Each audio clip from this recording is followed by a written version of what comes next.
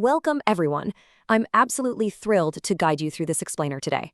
We're tackling a topic that is literally keeping engineering teams up at night, transforming generative AI from experimental prototypes into high-throughput, reliable enterprise production systems. Let's get right into it. Okay, look, we've all been there, right? You build a basic LLM wrapper, it performs beautifully in manual testing, and then it just completely falls apart when it hits the real world. It hallucinates or it burns through massive API credits the second it's exposed to unpredictable user traffic. It happens all the time. And it's because building a chat interface is easy, but building a resilient AI system requires a totally different architectural approach. To scale this stuff safely, we absolutely have to stop treating LLMs like magic text boxes that just magically know what to do. Instead, we need to treat them like brilliant but brand new employees. Sure, they have immense raw capability, but they need highly structured, version-controlled instructions, rigorous evaluations, and really clear boundaries to actually succeed at your specific business tasks.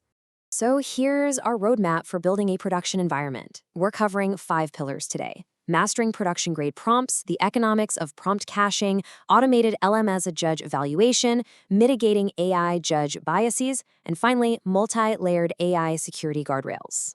Let's kick things off with Section 1, mastering production-grade prompts, and treating those prompts as dynamic software assets.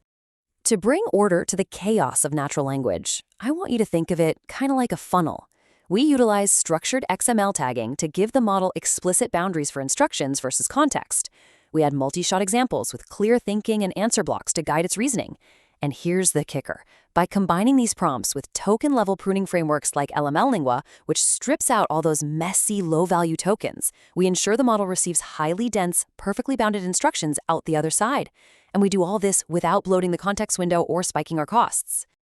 Once our prompts are neatly structured and compacted, we have to deal with the sheer cost of processing them at scale. That brings us to Section 2.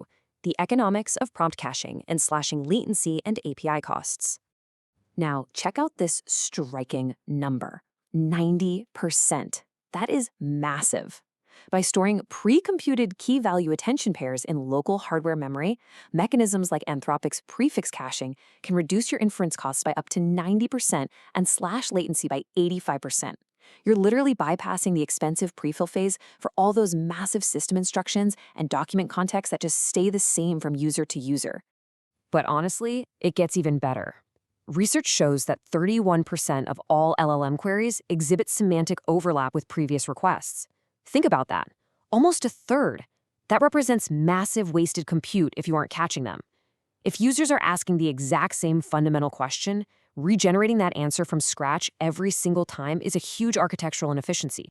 So we fix this inefficiency using 2 layers of defense. First, hardware prefix caching operates right at the chip level to bypass the expensive prefill phase for shared system instructions. Meanwhile, semantic application caching operates higher up.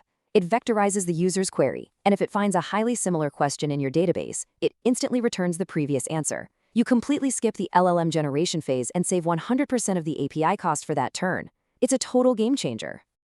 Okay, now that our pipeline is fast and cost-effective, how on earth do we grade open-ended AI responses at scale? Section 3, automated LLM as a judge evaluation, replacing manual review with scalable quality control. The industry standard solution here is the LLM as a judge paradigm. This is basically where you use a highly capable model, think GPT-4 or Claude, to score your specific application's outputs. You give it a rubric, and the judge model produces both a quantitative score and, most importantly, a written justification explaining exactly why it gave that score. Now, why the upgrade?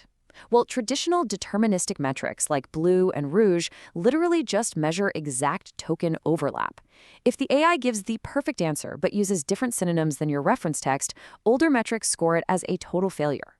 Semantic LLM judges, on the other hand, actually understand context, nuance, and user intent, meaning they're evaluating the qualities your users actually care about. If you're wondering why using an AI to grade an AI actually works and doesn't just become this endless circular loop, it comes down to one simple concept.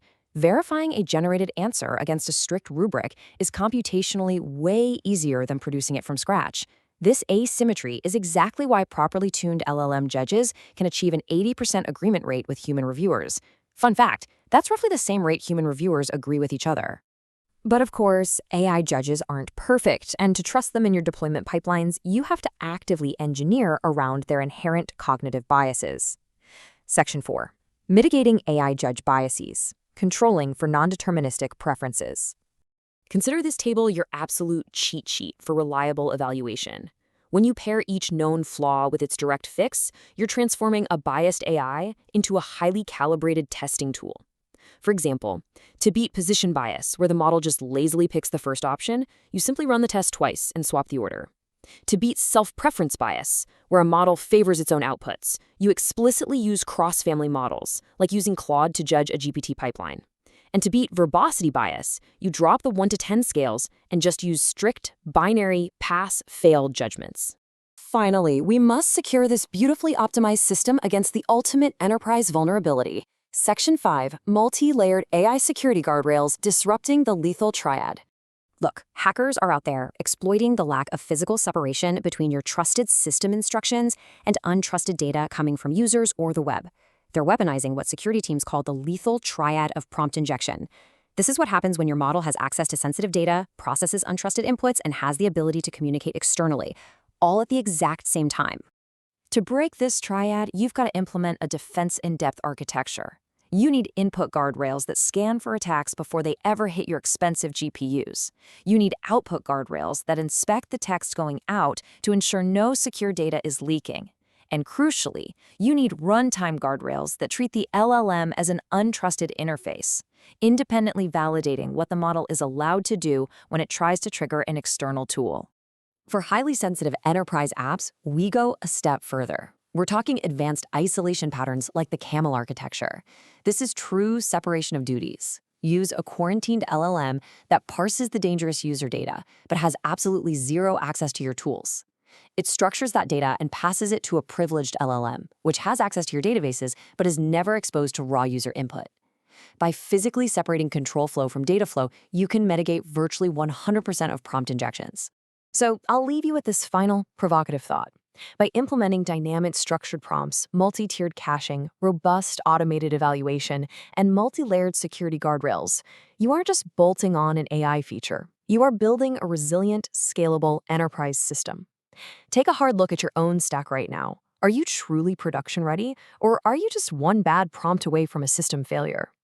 Thank you so much for joining me on this explainer. I hope this helps you build safer, faster, and more robust AI systems.